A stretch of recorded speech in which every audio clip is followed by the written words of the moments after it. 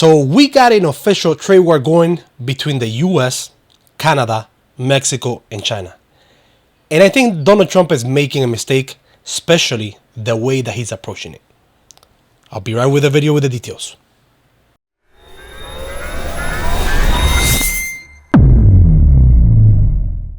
So a while back I made a video talking about how it is normal for countries to have certain tariffs on certain products, mainly because protectionism and trying to incentivize certain industries within each of the countries, the same way Europe has tariffs on imports from the US and vice versa. But I think the way that Donald Trump is approaching it on this case, I think he might be making a mistake. According to the report from the White House, he's trying to leverage the position that the US has. And one of his points that he's making is those goods that the US is importing do not represent as big as of a percentage of the US economy as they represent for China, which he might have a point. According to the White House, saying, well, trade accounts to 60% of Canada's GDP and 73% of Mexico's GDP and 37% of China's GDP and only a 23% of the US, getting into a trade war with all those countries at the same time, it puts you in a weaker position because now you're leveraging against other countries at the same time, which might not put you in a favorable position. Personally, I'm not a big fan of tariffs, but if there's a different way that you could approach it, you need to see which industries have certain growth or certain potentials, and the economics make sense in the US. Because, for example, it doesn't matter how bad you want to bring manufacturing back. If the US manufacturing cannot compete with the global market, it's going to be very difficult for those companies to be able to survive, to be able to pay their employees, and be able to have a product. Because, let's be honest, many times we rather pick the product that's made in China because maybe the difference in price is significant. If you're seeing a product for $20 and it looks fairly similar to a product that's $70 but it's made in the US, more than likely more people are gonna buy the $20 one. And that is one of the issues when you impose tariffs without actually somebody inspecting those industries or certain markets to see if those tariffs are going to make sense. Because right now, all is happening right now, this whole thing is reverting on him, maybe temporarily, but now same Canada, Mexico, and China, they're all saying that they're going to impose tariffs back on the US, as we can see here on all these articles. Personally, the reason why I think it's a bad idea, especially the way that Donald Trump is approaching it, is because you're imposing a tariff against the three companies that you get most of the imports from, which is Mexico, China, and Canada.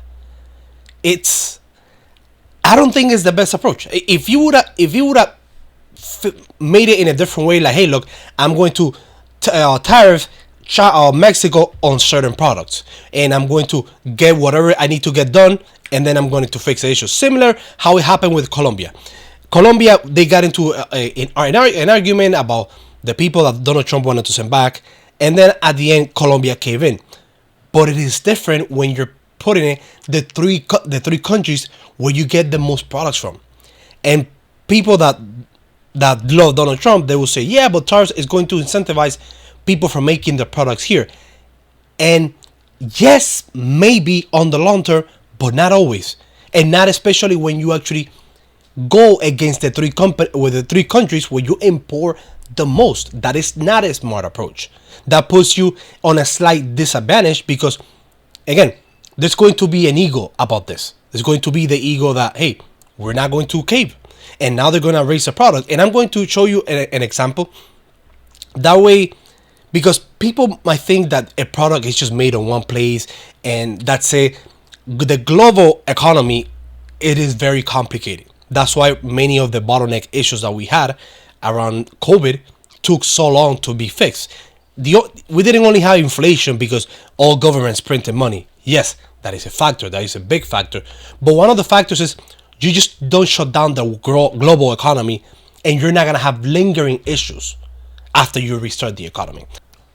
So on the example from Bloomberg, you can see here that there's a company in Colorado that is a circuit board that that the car manufacturers need, and then that same capacitor is shipped to Juarez in Mexico, where the circuit board is inserted, and then the board is shipped back to El Paso, Texas, where the import and everything is verified to ensure compliance.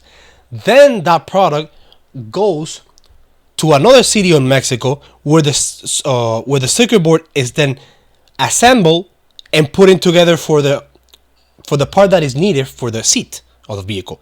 Then once that product is assembled, then that goes to Arlington, Texas, and a city in Ontario, Canada.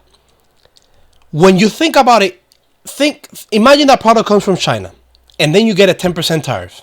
Then you send it to Mexico, and then you're adding a 25% tariff, not counting any tariffs that China is going to put against you, not counting any tariff that Mexico is going to put against you, and that back and forth, that product that initially down the road when it's assembled and is sent to either Arlington, Texas, or Ontario, Canada, let's say it would have been $1.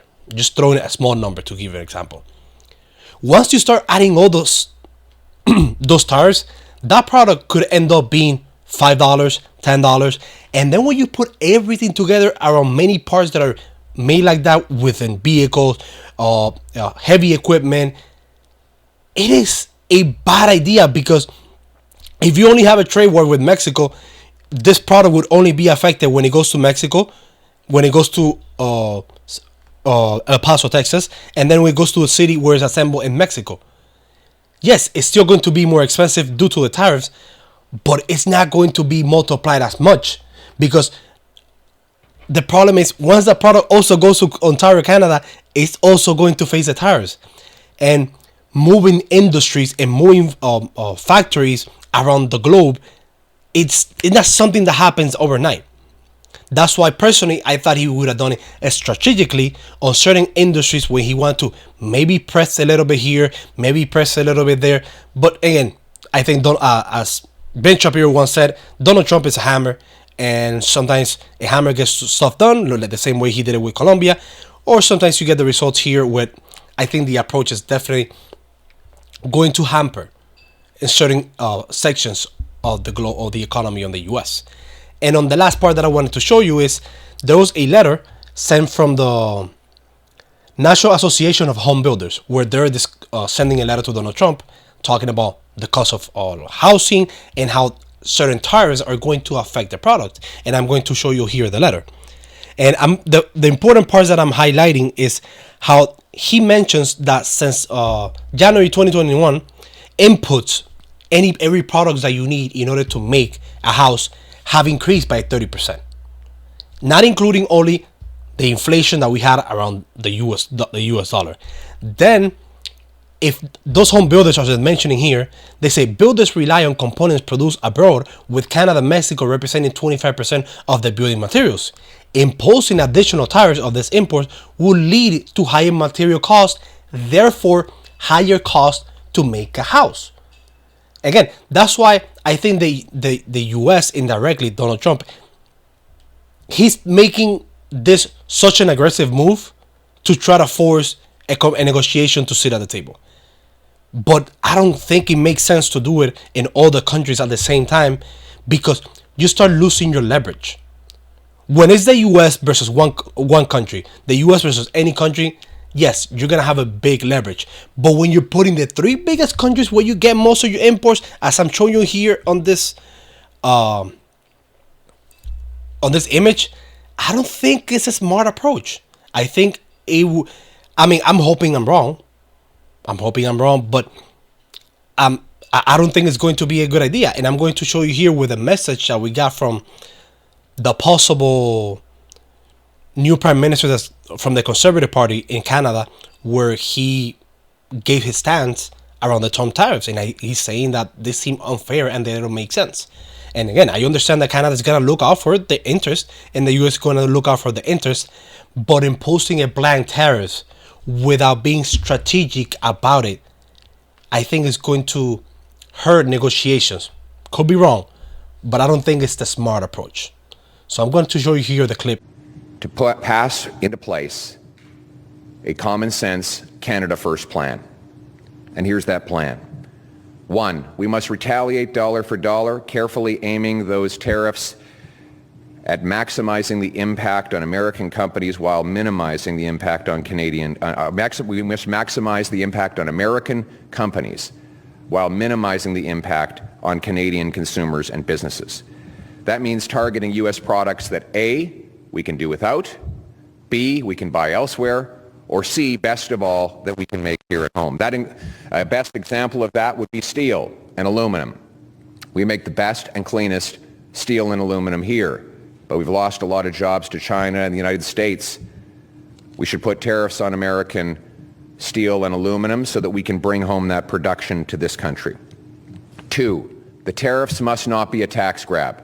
None of the money from the tariffs should stay in government coffers or be spent on unrelated government priorities. All of it should go back to the workers and businesses that are affected, and most of it should go back in the form of a massive tax cut. And that is why I'm calling for the passage of an immediate emergency, bring it home tax cut. So as you saw there, this is apparently who's going to be the next prime minister in Canada. No elections are being done there, but that is a statement that he's making the same way Justin Trudeau. They're making a similar statement about how they want to match the tariffs that the U.S. is going to impose, because again, there's an ego part into everything like this. And personally, I don't think the approach is going to be bad, because all you're gonna get right now is going to be, you're gonna get direct retaliation from other countries instead of doing it one at a time or product specific at a time, and the people that are going to be affected directly on the short term is going to be the American consumer. Because if for any reason somebody tells you that at the short term prices are not going to be affected, prices are going to be affected. The same way right now, eggs right now are going to be increasing in price because there has been issues with many bird flus and other issues that some of the production is affected in the U.S. Therefore, in the short term, the price is going to be affected. Same is going to happen here. And I will leave it as that. Again, this is one of the takes that I always have, why I'm not a fan of Donald Trump, because I'm more of a different approach when it comes to the economy. I am for reducing spending, which is a good thing. I mean, sometimes when you get a Kamala and you get an option like Donald Trump, it's an easy option. I mean, of course I'm gonna go for Trump, but there's many baggage with Donald Trump and the way he approaches certain issues that definitely not a fan, and I don't think it's the best approach. I hope I'm wrong, and I will leave it as that.